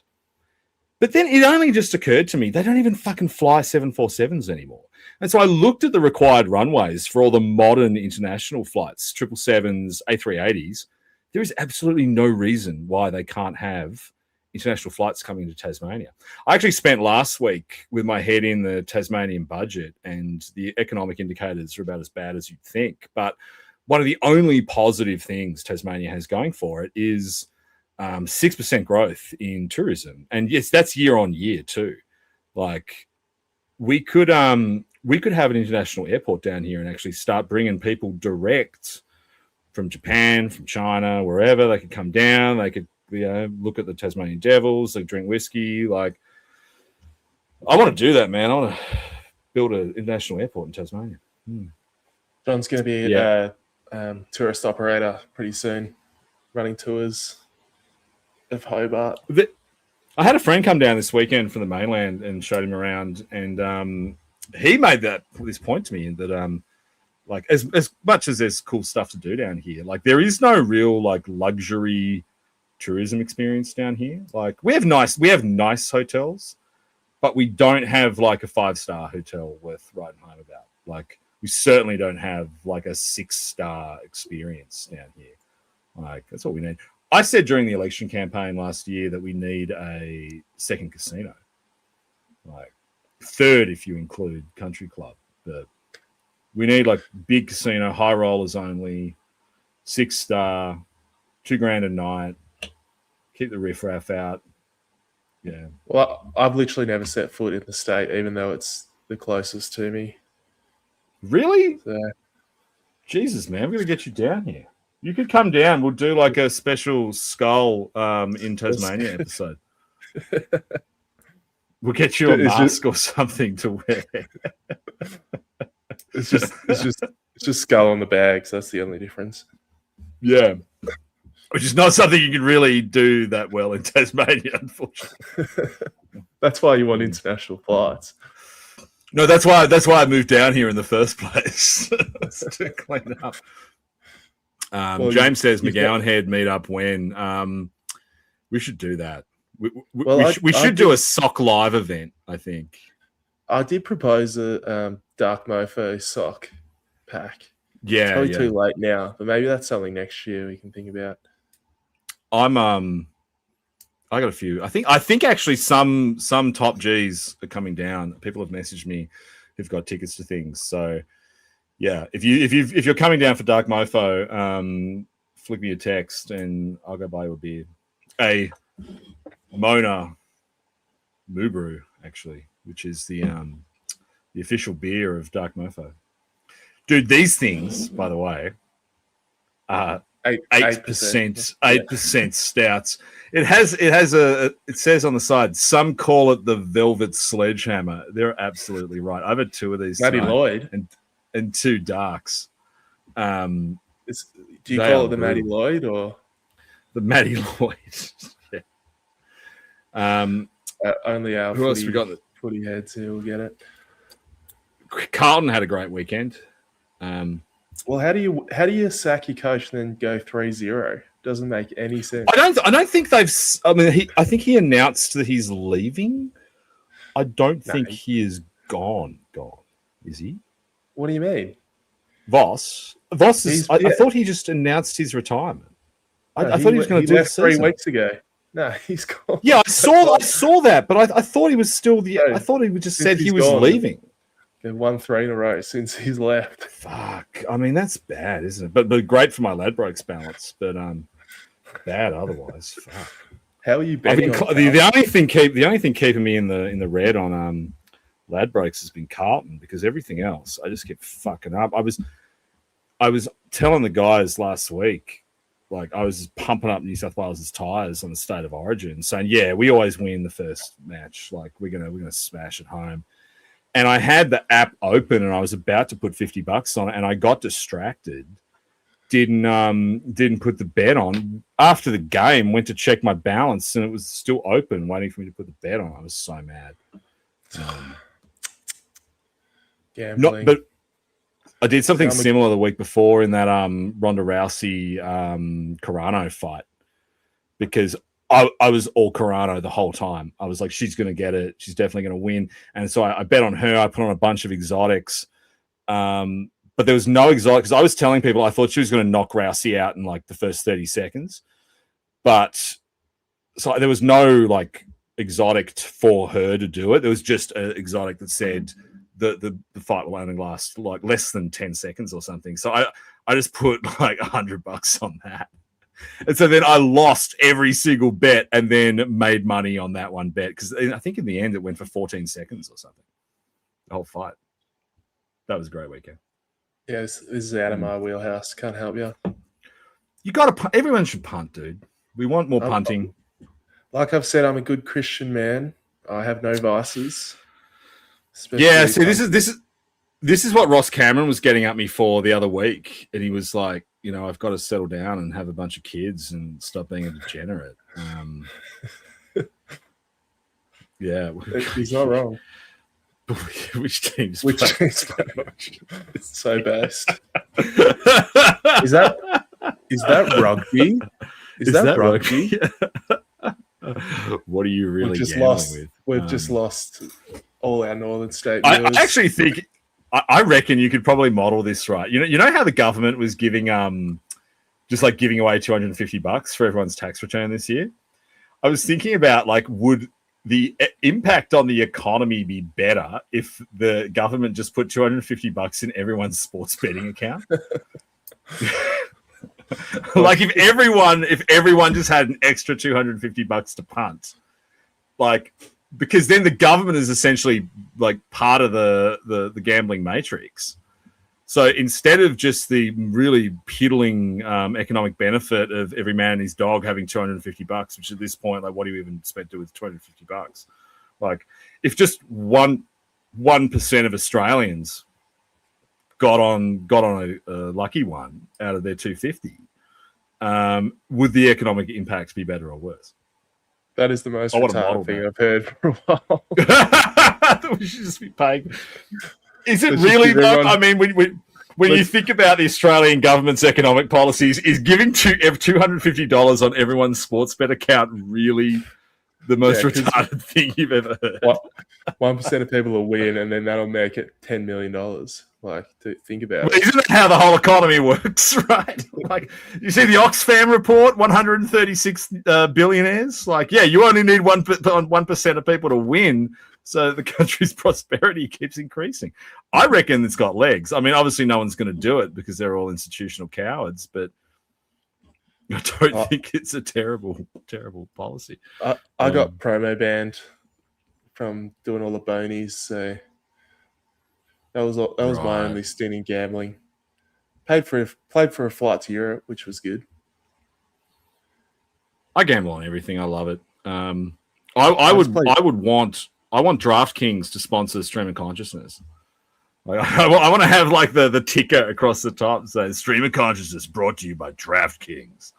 Well, that's good segue as well. Maybe we need to hit up like Joel Jamal, get the 300K a month, and hit up Portnoy, or does he own one of those? Or I'm sure there's plenty of gambling. I think so. Yeah. Here. Yeah, there's some interesting ones here. But if anyone's listening, we're happy to shill for Israel and gambling. Yeah, I'm totally cool on the Israel thing. Cool on gambling. I don't think there's anything I wouldn't shill for. That maybe some hair products, like all the hair products, and they get the girls to do like the makeup apps, like makeup ads. Like we could do like a 30-second spot, like a 30-second reel before I come on, where it's me like shampooing my hair. Argan oil. That's all you need. Argan oil. Yeah. Lanky. It's something I think about a lot, just because the all the hair products that actually work, they come in like bright pink bottles and they smell like a Bangkok hooker's armpit. Like they're disgusting. They're absolutely disgusting. So I want to start a line of like hair products for men with long hair that just comes in a black bottle, and it's just called like it's I thought of the name. I thought of the name the other day when I was really drunk. Mane, like MANE. Yeah, that is. And it's logo, and it smells like, I don't know, like nicotine, like cigarettes and whiskey or something, and smells like smoked meat. Yeah, smoked meat or something. But I just go through the actual chemical composition of the good products and just recreate them with like a different smell and put it in a black bottle and sell it online. Do a bunch of reels. I think I'd probably make more money doing that than political consulting, frankly. Who else we got in the chat? They're all calling us gay. Wait, what's the are they calling me gay, or yeah? I don't know. Yeah, where is Brian? Brian said he'd be apparently on.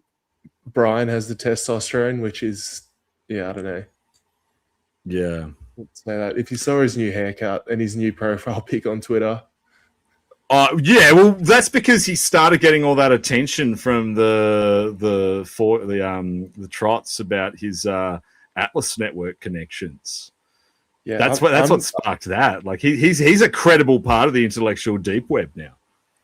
I'm waiting for my write up on by a far out expert on Substack or some shit.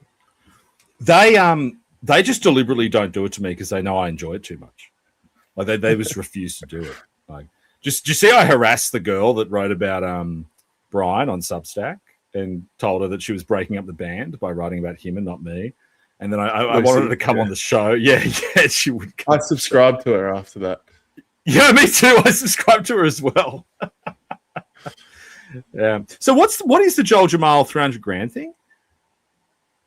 He claimed he was offered 300 grand to shill for Israel, or maybe someone in the chat can help me. But I mean, 300 grand a month, by the way. That's crazy. There's no way, man. And everyone's like, you have 15 viewers. Who is paying you to reach them? Like, We're Australia's biggest X live stream. I haven't been contacted by the Israelis yet. But I would absolutely be open to it. I mean, I have nuanced views on it.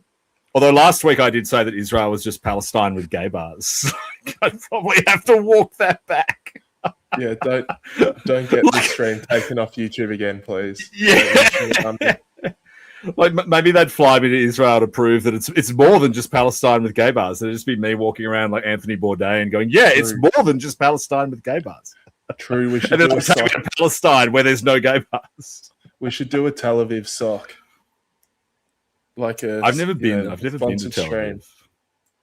Yeah. We'll get like the everyone stream live from Tel Aviv and say how much we love Israel.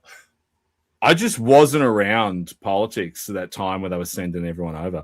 I was in politics at the time where this is like 2 years ago, but you've kind of yeah. Like I was around in the period where the Taiwanese were constantly flying you to Taipei, like on the most boring junket known to man that no one wanted to go on. They're like, "Oh, here we go again. We need 5 guys to go to Taipei and go to boardrooms and exchange business cards. This sucks." Like. I feel like Taipei would be kind of cool, but I mean, I'd do an Israel trip. I don't know if I'd change my views at all, but it'd be kind of cool. The interesting, like, I mean, I don't buy the whole money thing, but it is interesting how many people do change their views when they do it. I mean, look, I don't think I really have a view on it to change. Like, my view would just still be, yeah, you all suck. And like, I mean, I'm not going to be more like, I don't really care, but cool. Yeah, I would probably find a way to make myself care less than I already do about the Levantine troubles. Like, and I think that's probably the reason why no one would bother paying me money to do it, because I'm already not anti-Semitic. Like, you know what? We could probably make a lot of money. Like, if you're an anti-Semite, if you're an anti-Semite who then went to Israel and changed their mind, you could get 500 grand. But if you were already not an anti-Semite who's just ambivalent on the war and doesn't think it should affect Western interests, like, they're not going to pay you any money for that. Like, because you're kind of not. There's no tension there. So, what do we got in the chat going on? That's good. Yeah, I was going to say. So Wilmot Gollum, get Cole Davis. They're talking about what happened Cole to Davis. that guy? Yeah, what? Isn't he just those guys, man? Isn't he an RV kind of plant or something? Paid actor? Who knows? There comes a point where you just can't pay too much attention to that stuff. I don't think I ever did, but I like RV is fucking funny. Jack Lancer, RV is funny. Like, I think he missed an opportunity with the Free Palestine Party to do like a People's Front of Judea and Democratic People's Front of Judea Party. Like, he should have. It's what he should have called it instead of calling it the Free Palestine Party. Yeah. I don't know. Who should we get on the show? You guys didn't vibe with Ross. Well, actually, that's not true. A lot of you vibed with Ross Cameron. You just weren't willing to say it in the chat. And then afterwards, you're like, "Oh yeah, that was really good." And then you just act like dicks the whole time he's on. I think it was a good change of pace. And it was. I think so. I thought it was really interesting, and I've certainly thought about a lot about the things he said. Yeah, that was a bit more podcasty. It was more something you listen to when you're cooking or doing something else. Green Goblin says Taylor Martin. We'll get Taylor Martin on. Wattle Crown says Bruce Lehrman. Bruce and I technically aren't allowed to talk. So, I mean, we get away with having him in the chat because I don't actually talk to Bruce, but I'm pretty sure that there is some kind of federal order saying we're not allowed to talk to each other. So, because of the NAC stuff still. Yeah. So until Bruce wins his NAC stuff and that whole thing's over, we unfortunately can't have Bruce on. I have thought about it a few times just because it'd be so funny, but we could just not have you on stream. Yeah. Oh, this guy. Someone claiming to be Bruce Lehrman is in the chat saying "fuck the NAC." I mean, I can't verify that is or isn't Bruce Lehrman, so I can engage with him online because, hand on heart, I do not know whether or not that is him. Yeah, bro. What else we got?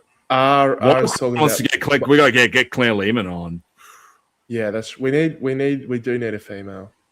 We do need a woman. We've never ever had a woman on Stream of Consciousness, and we are now up to God knows how many episodes. I mean, actually, are we? What? Like you made a really good point. You were literally on live stream with Bruce Lee a few weeks ago. So I don't know how that works. That wasn't him. We don't know that was him. That could have been anyone. It was just he was anyone can do a Bruce Lehman impersonation. Like it's because it's just an Erica Betts or a Christopher Pine impersonation. So anyone, it could have been any Liberal staffer could have done it. Okay. Bully Bullpit says Freya Leach. I mean, Freya's got her show on John Anderson's thing, which is it's not doing the same numbers we're doing. Guys. Zoe would be a good one.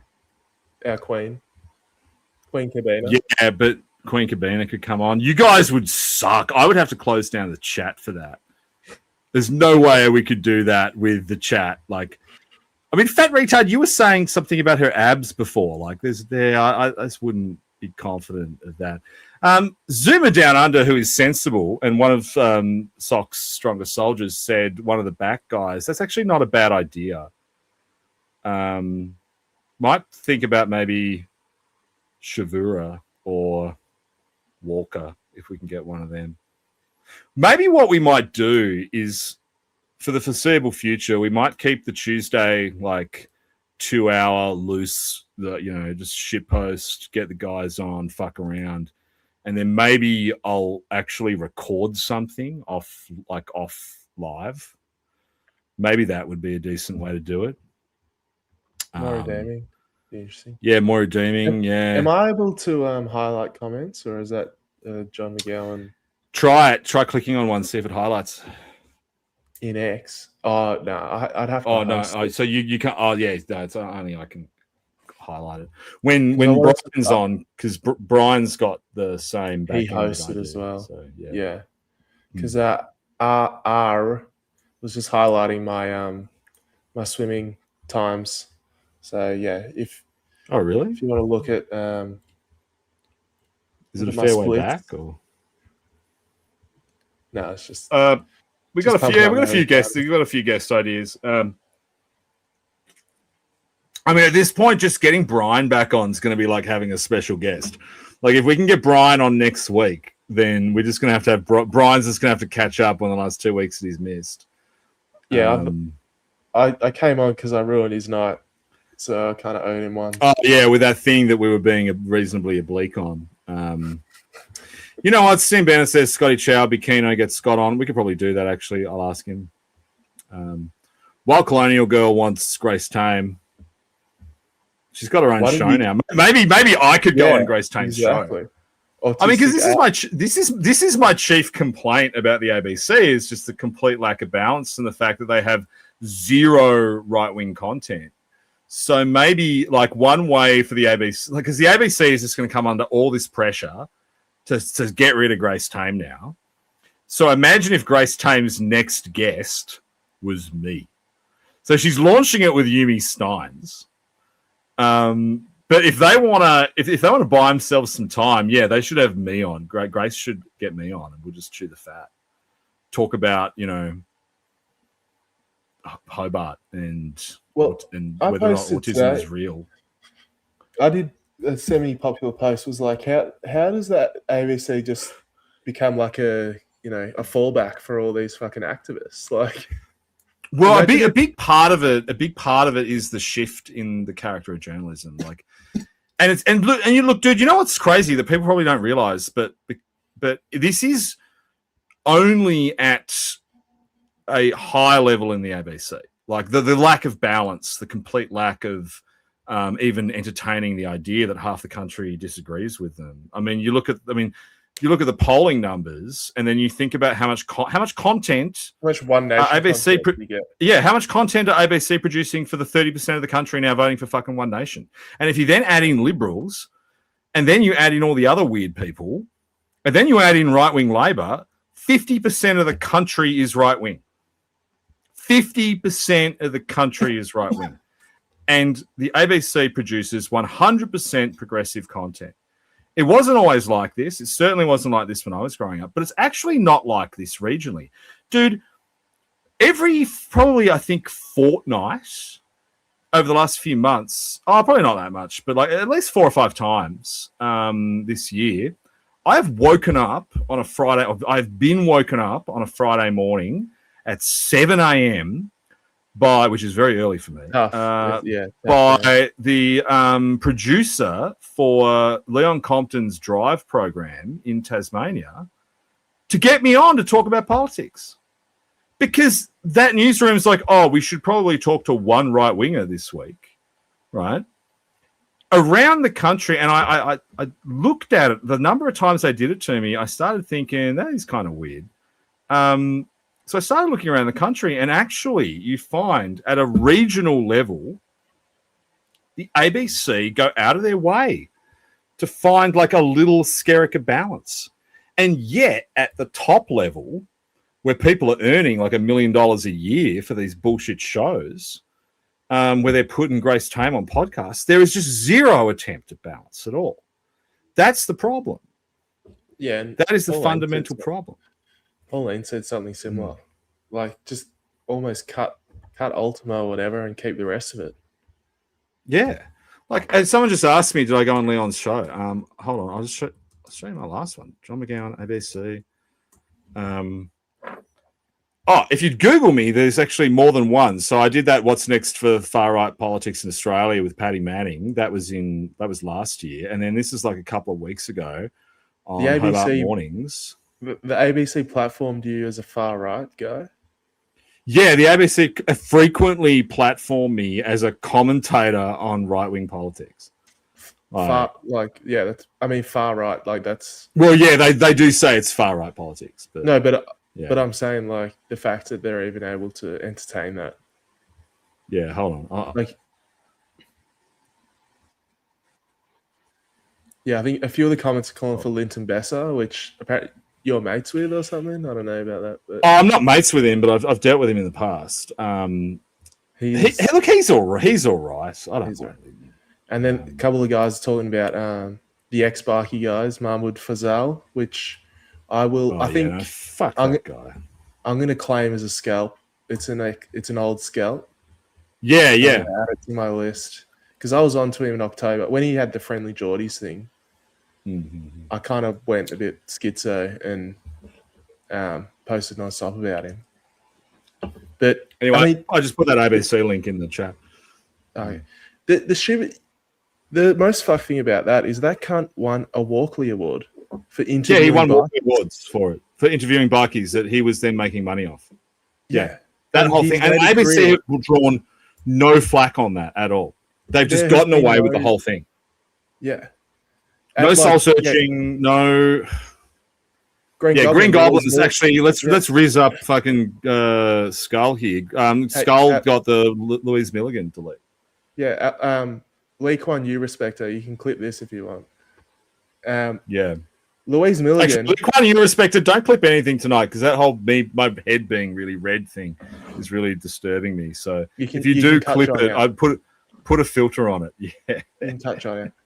But yeah, Louise Milligan and literally the entirety of the Four Corners team wrote a glowing report defending an ex-sergeant-at-arms of the fucking Mongols bikies who has no doubt either killed someone or has ordered the death of people. And because he became a wholesome Chungus Muslim progressive race communist, all sins are forgiven. Just these on people, that, which is these people should be completely removed from any society, and they should have no power or kinetically removed. I mean, this gets me to the other fucked thing that happened this week. Did you guys see? You probably did because I think we all tweeted it at some point. The Victorian government Narcan vending machine. Right? Yeah, so they are now experiencing such a profound uptick in opiate overdoses that they now have to put a vending machine out there so people can get a hold of Narcan. What the fuck?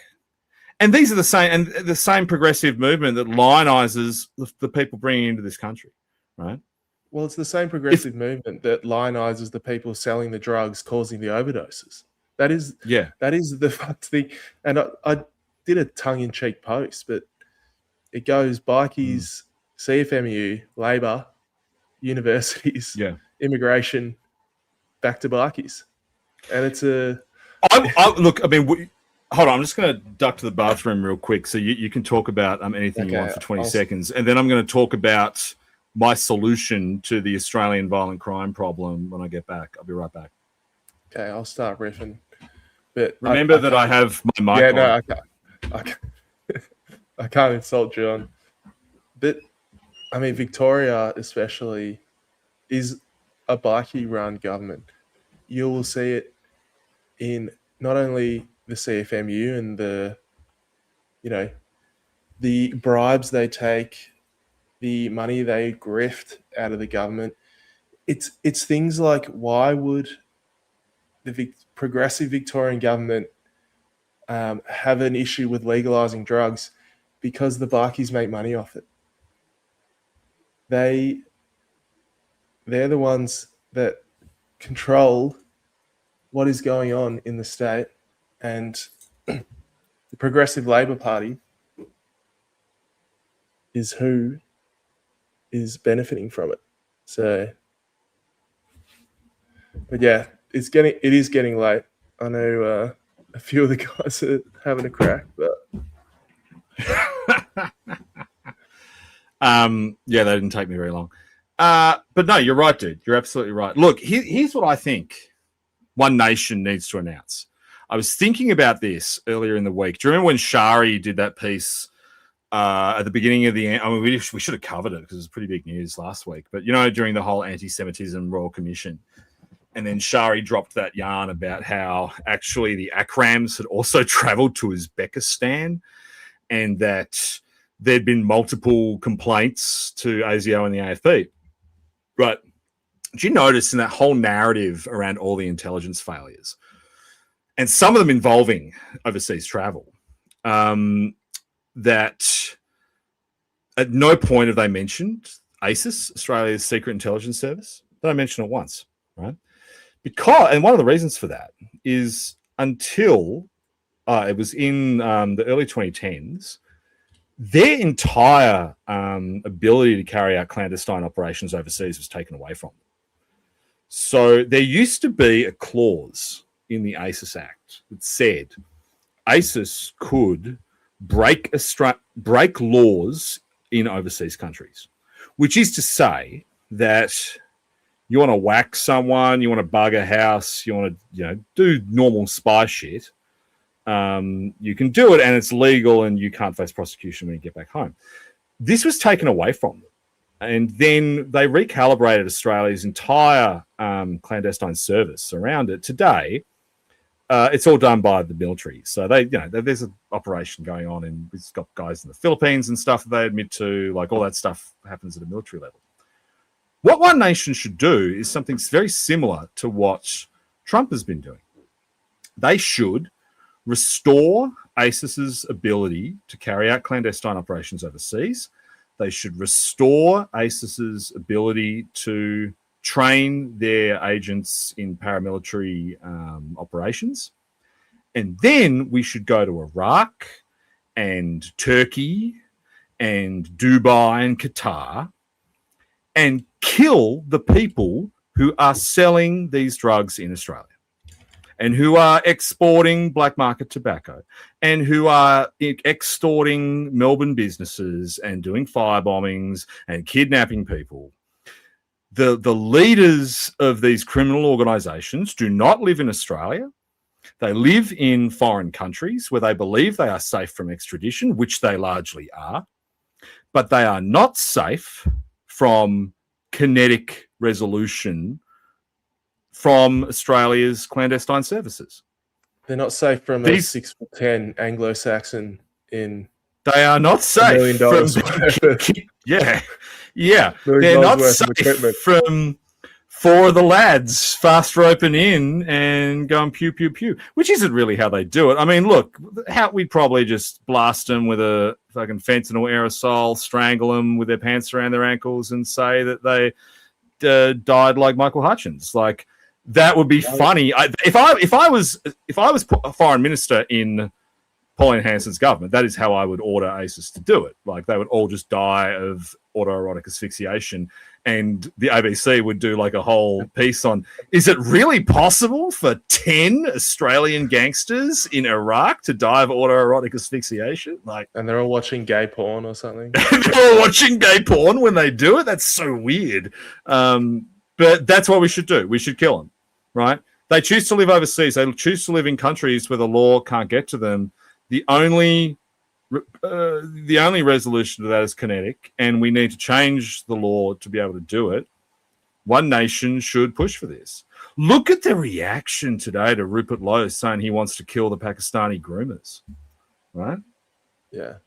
Look, I think that's incredible. This one's definitely getting demonetized. Just putting it out there, dude. These ones are never monetized on YouTube. Well, okay, it's getting. I suppose if you don't mention, I only put $70 into it tonight. So like by tomorrow, this will only have 30,000 views. I suppose if we advocate killing Palestinians or whatever, then we're not going to get shut down. You can't advocate killing Palestinians. You can. Look, this is a good test. Can we advocate killing individual criminals who live overseas to evade Australian justice? I mean, if that turns out to be a problem, let me read out their names. See if Australian organised crime. Yeah, it was the guy in Iraq living overseas. So let's. This is an interesting test because I could defend this one. Like if I got pulled up about this, like I could absolutely. I would be able to defend it publicly. So let's test it. Hakan Ayik, often described as one of the world's most prolific drug smuggling masterminds. He spent a decade on the run from Australian authorities. He was the Anom guy. He's currently hiding in Istanbul in Turkey, but I'm not calling it Turkey. I'm calling it Turkey. Yeah, Hakan Ayik in Istanbul. We are going to kill you. Jay Malkoon, somewhere where he might be in Dubai, might be in UAE, might be Greece. He's the former Victorian president of Comanchero's outlaw motorcycle gang. He's a convicted heroin trafficker who fled overseas. Oh my God, he fled overseas in 2013 and we still haven't caught this motherfucker. We are going to kill you. Oh no, he's been arrested in Dubai actually. So he's actually. I don't know. I'm not involved in this. Please don't come after me. Sorry, Skull is not involved in this. I have a family, unlike John. Rafat Alameddine, based in Lebanon, the alleged kingpin of the Sydney-based Alameddine crime clan, relocated to Lebanon. Well, I mean, how easy would it be to kill that guy? Like, we could call Zoe Kabina. We could get him killed really quickly. Masoud Zakaria is also in Turkey. Oh no, he's been arrested too. He's been extradited. No. Kazim okay, so we got two. We've got two, and he's the look. Someone said like it's the death penalty. It's not the death penalty. I don't necessarily believe in the death penalty, but I do believe that when someone is overseas and is carrying out hostile actions towards the Australian state, then the only option is to kill them. So. That's what I reckon we should do. That's what One Nation's policy should be. I mean, Trump blew up all the cartel boats. Have you seen the stats on fentanyl in the United States since then? It's actually like this. They don't talk about this. Like there's been a downturn in fent overdoses in the US because they can't get fentanyl because Trump was murdering the people who were sending the fentanyl. Yeah, I think that's what we got to do. We just got to kill these guys. Yeah. So if anyone has any more Look, to be honest, I don't want to piss off every single gangster, Middle Eastern gangster in Australia, but that's fine. Hey, I'm not advocating for the killing of domestic criminals. Like they should be subject to the full weight of Australian law. I'm saying the ones that have fled overseas to run their operations, we should kill them. Sends a pretty strong message. Like if you're a domestic criminal, you think to yourself, okay, I could flee to Turkey, and then ISIS are going to strangle me with my pants. I don't know why I'm fixated on the pants thing, but it just seems funny to me. Like it just seems just imagining Tony Mockbell with the wig just like strangled. It's like the two. I'm imagining a hilarious conversation where like It's like it's day one of the post uni party regime, and I'm in the boardroom with all those like ANU cucks from the intelligence services, and I'm trying to explain to them the importance of strangling them with their pants around their ankles and gay porn on their laptops. And I'm saying, this is an order from your minister. They have to be strangled with their pants around their ankles and porn on their laptops. Well, drones are kind of like it's an honorable way to go now. Yeah, like if you drone strike someone, it's obviously no theater in it. There's no theater in it, but because you look at the rep Mossad got out of Munich, you know, like after post Munich, and they're going around the world James Bond style, just finding like funny methods of assassinating people. Like, look, I disagree with it, but like how funny was the pages, you know? That was unbelievable. And like such an insight into the Israeli soul as well, because you've just gained access to the entire Hamas communication network. You could listen to everything they say. You could foil every attack on Israeli soil. But instead of doing that, you say, let's blow their fucking balls off. Like, I love that. I love that. Wouldn't the I don't know if they could listen to everything, because wouldn't the communications be detectable? The fact is, like, Dude, a little bit of explosive. If you have access, if they've got access to the device, they've got access to the messages. They could have done. But it's not it's not a message. Just a fucking. It's like a analog pager. A pager. Yeah, but like Bully Bullpit says, they read the pages before. But like, why wouldn't you just keep reading the pages? Why would you get to the point where you go, let's just blow all their balls off? Like, yeah. Look, don't get me wrong. It was funny, and I'm glad they did it. And ballless Hamas guys is hilarious. But and the fact that they had like some shell company in Hungary putting them together, like, it was unbelievable. If anything, this is the episode that is going to get me my 300 grand from Israel, because Mossad are going to pick this up. They're going to send this through the like Palantir monitoring thing, and they go, "Hey, this guy's got the right idea. We're going to pick up the newspaper any day now."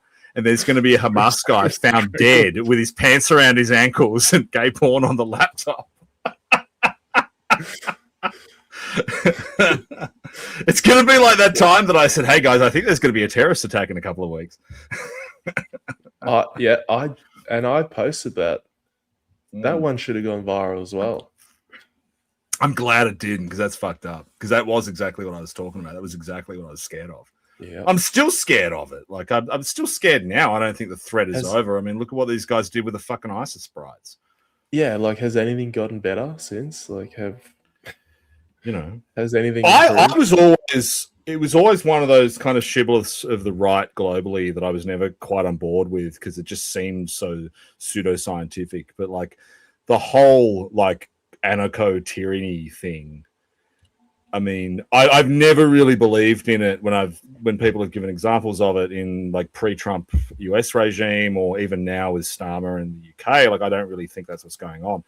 But particularly in the last 18 months, I look at what's happening in Australia, and like, I can't think of an alternative. I mean, that's really what it is. It's like they are just sitting there letting these things happen, and then lying to our faces about it. You pay $60 for a pack of ciggies, but a chick who went and had a Yazidi slave is allowed back into the country. I mean, I've said it on the show before, and I mean, I guess I said this on the show before, and nothing happened, so nothing's going to happen about these guys. But I've said from the beginning that every single one of the ISIS brides should be confirmed dead or missing. There should have been not a single one brought back to the country. Yeah, Alan Parr says we should get one of the ISIS bride dads on. I don't think. Oh, you said I was going to say I think they're all dead, but you're talking about their dads. Oh yeah. There's that one dad. There's that one dad that they always interview in his lawn chair, and he's like, "She was just a good girl, you know. Sometimes you make a mistake." Like, I don't know that I can only do a Russian accent. I can't do any accent other than that. I can do Werner Herzog if I get drunk enough, and everything else just comes out Russian. But yeah, we got more ISIS brides coming. How many more are there? We don't even know. There could be more ISIS brides. one of the scary things about them is some of them have teenage kids, and their kids haven't actually come over because the Kurds arrested them in the Syrian camps and put them in Kurdish prison. Now, Kurdistan is run by chicks. It's run by fucking socialist girl bosses. Can you imagine how fucked up a 15-year-old dude has to be that the Kurdish People's Republic, or whatever the fuck it's calling itself, plucks you out of a refugee camp and puts you in prison? They're going to be the next ones, right? They'll get here and then they'll say, oh, our sons are still in Kurdistan. Oh, yeah, why? What did they do? All right. I mean, should have been drones, man. Should have been Hellfire missiles. Could have solved all these problems, but no. Should have been a belt and a laptop with gay porn on it. Well, that wouldn't have worked for the ISIS brides. But that is the kind of like incompetence you would expect from like Australian bureaucrats. Like after I issue that order, there's like a dozen like Australian organised criminals who die in cupboards with belts around their necks and their pants around their ankles. And then there's a report of an Australian ISIS bride dying in a cupboard, like with the same circumstance, with gay porn on her laptop. And you realise it's just a classic Australian bureaucratic blunder. Like a Australian agent in Qatar gets a message off a fax machine and goes, oh, okay. That's the kind of thing that should happen. Yeah. Anyway, I don't even know how you would do it to ISIS brides. All right, man, you better get off. I'm probably going to get off too. We'll just go back through the chat and see if there's anything interesting. Thank you for coming on, dude. Scintillating conversation as always. And we will see you next week. TLD's in the chat. We'll see if I get permission. TLD's for Skull, guys. Thank him for coming on. At Skull Speed Deal, if you're not following already. I'm getting close to 2,500, so dude, that's a lot. Like, you know, that's almost 250,000 in Blue Sky numbers. It's almost it's almost more than the ABC has on Blue Sky. Yeah. Anyway, what else we got in there? Again, thanks, man. Catch you. I'm probably going to wrap it up because it's now 10 o'clock. I was pretty early last week, but that was just me. So, see you, dude. Well, thank you for joining for another exciting week of Stream of Consciousness, as R says. Thanks, Brian. Thanks for coming on, Brian. I don't know. He's got live shit. He's got important stuff to do, which you're going to find out about during the week because we've got a lot of big plays coming. As always, thank you for tuning in, and please stay conscious and remember to follow us all on Twitter. If you want to be involved in any of our SOC side projects, please DM me if you want to be in any of the group chats or anything. Trying to like build a bigger network, not Topher Field style, but just, you know, people we like talking to. And yeah, it's been fun, guys. We will see you next week. Stay conscious.